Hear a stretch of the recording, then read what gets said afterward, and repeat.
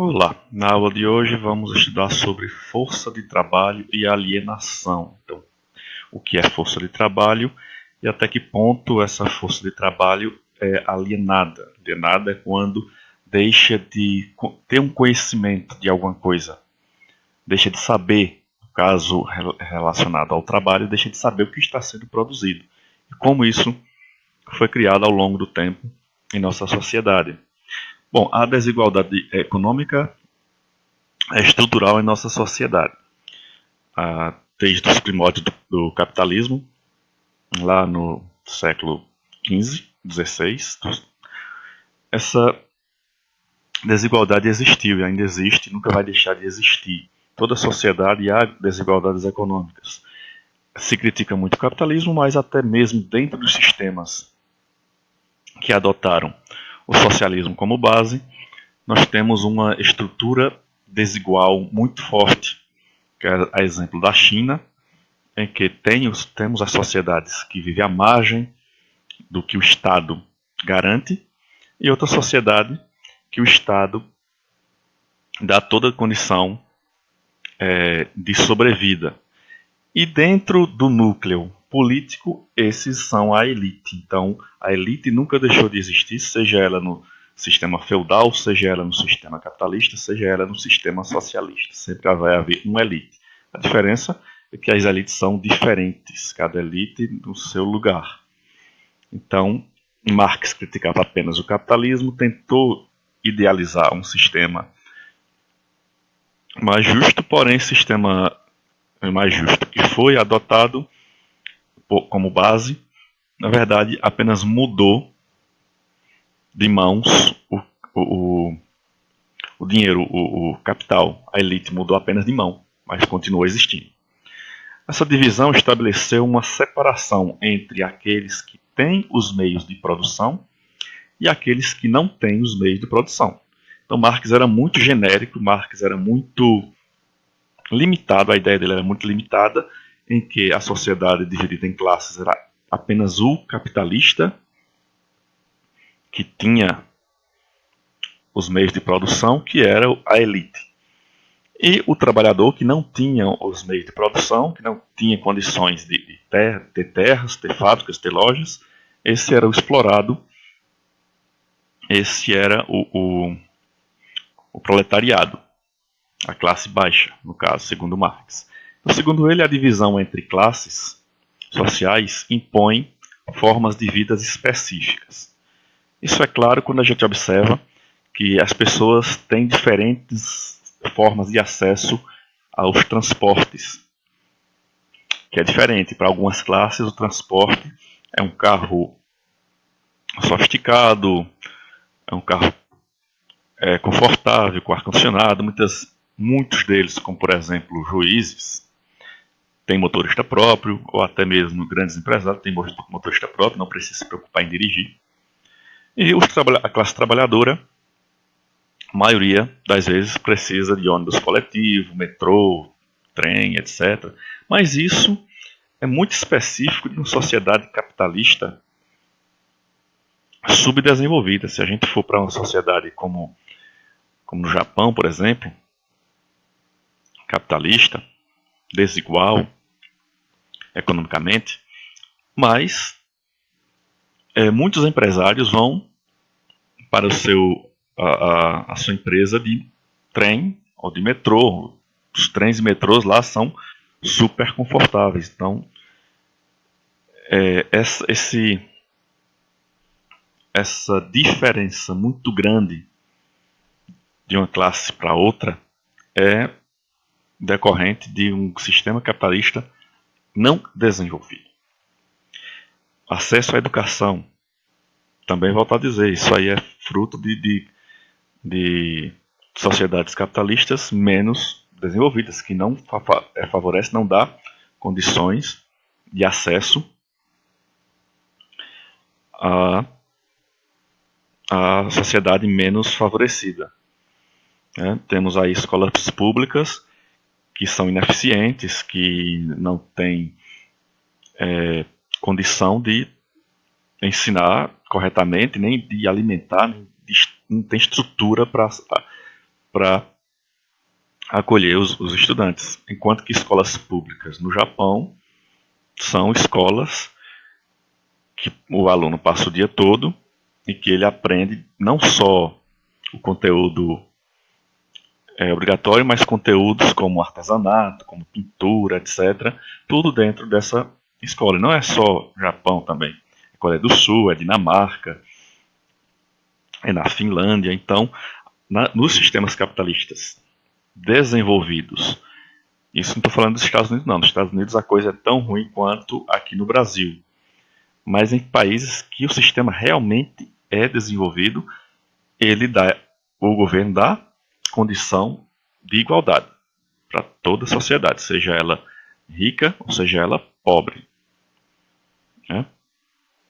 Então, na educação, na saúde, sistema de saúde, no Japão, por exemplo, sistema de saúde, não há sistema de saúde particular. Todo cidadão é obrigado a fazer um check-up anual para saber se tem alguma doença, então eles prezam pela prevenção ao invés de tratar a doença após chegar. Então, já em nossa sociedade não, né? Nós temos um SUS aí precário, sem condição de atender. Então, essa diferenciação do capitalismo é mais propícia de sociedades menos desenvolvidas do capitalismo. Questões de habitação, as elites têm uma habitação mais luxuosa, mais bem estruturada. Consome coisas melhores, tem condição de ter lazer, de viajar. Nós temos um exemplo de uma mesma sociedade dividida por uma rua, uma área mais favorecida e outra de favelas. Isso no Rio de Janeiro. Apesar das leis, as leis nos países democráticos, no caso do Brasil, garante igualdade de acesso, igualdade de direitos. Então todo mundo tem direito ao acesso à educação. Então a educação pública existe. Então quem tem condições, pagam para o filho estudar. Mas na lei há a garantia de acesso. A lei dá garantia de acesso à saúde. Aí tem os hospitais públicos, as clínicas públicas. Quem tem dinheiro vai para uma clínica particular. Então, há diferenças sociais. Então, independentemente do que se queira, do que se espera, as diferenças sociais existem, mesmo a lei garantindo igualdade de todos. Para Marx, essa questão é estrutural da sociedade. Na medida que a sociedade permitiu a existência de hospital particular, quem tem dinheiro, quem é empresário, quem é dono dos meios de produção, tende a frequentar esses hospitais, essas clínicas particulares. Então, mesmo dentro do sistema capitalista, há países que não admitem, como o Japão no caso, hospitais particulares ou escolas particulares. Todas as escolas são públicas, os sistemas essenciais são públicos, porém a economia, o Estado não mete a mão, o Estado não interfere no desenvolvimento econômico, apenas nos setores sociais. Isso tem dado muito certo, como exemplo da Coreia do Sul, que não tem escola particular, todas são públicas. Mas nessa questão de diferenças sociais existem principalmente em países onde o capitalismo é pouco desenvolvido. É a questão estrutural da sociedade. A desigualdade social é fruto da divisão da sociedade em classes. Mas lembrando que em qualquer sociedade é dividida em classes, independentemente do desejo ou da ideologia que segue. A sociedade feudal era dividida em classes, ou estamentos no caso. A sociedade capitalista é dividida em classes porque Marx foi que escreveu sobre isso, mas a sociedade socialista também é dividida em classes. Nós temos a classe trabalhadora e a elite política. Então, de qualquer forma, as classes sempre existiram e sempre vão existir. Quando falamos em força de trabalho, aí existe uma complexidade maior. Quando o capitalista paga pelas atividades desenvolvidas numa empresa, em um mês, por exemplo, o que ele está pagando, de fato? Está pagando pelo produto produzido ou está trabalhando uma parcela da produtividade? Se um grupo de trabalhadores está empregado em um ramo de construção civil, por exemplo, e no fim do mês todos eles recebem o salário, o capitalista não terá lucro se ele recebeu o salário pelo conjunto de tarefas do seu trabalho. Se ele for pago pelo conjunto que trabalhou, por tudo, então não haverá lucro. O capitalista paga a força do trabalho, paga apenas uma parcela do que foi produzido, paga pela um valor estabelecido para aquele tipo de trabalho que foi definido. E o capitalista não paga pelo todo o trabalho realizado naquele período, ele não paga pelo valor do bem, ele não paga pelo resultado do trabalho, ele paga por uma parcela do que foi feito ali. Marx entende que nessa relação de troca há uma aparência. Então, há o ganho pelo seu trabalho, em que o trabalhador vai exercer, então há o ganho por esse trabalho, e há algo oculto, que é o ganho apenas por parte do trabalho. O ganho pelo todo.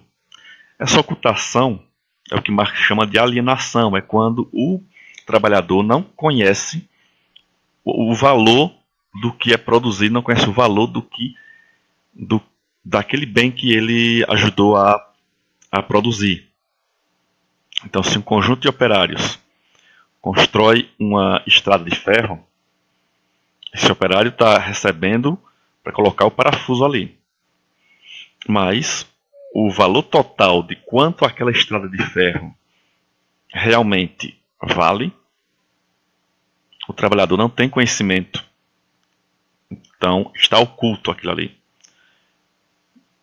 Apesar de fazer parte do que o trabalhador fez, mas está oculto aquele valor e o trabalhador é alienado. Alienado porque ele não tem conhecimento do valor do trabalho que ele exerceu.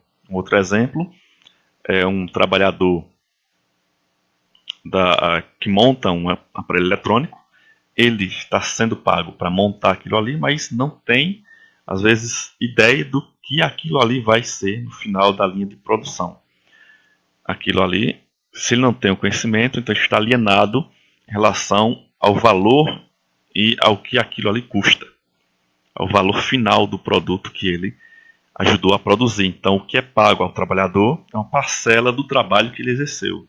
Essa outra parcela maior do trabalho que ele exerceu é definida como mais-valia, que Marx definiu, que é o lucro que o empresário tem em relação ao trabalho exercido naquela atividade.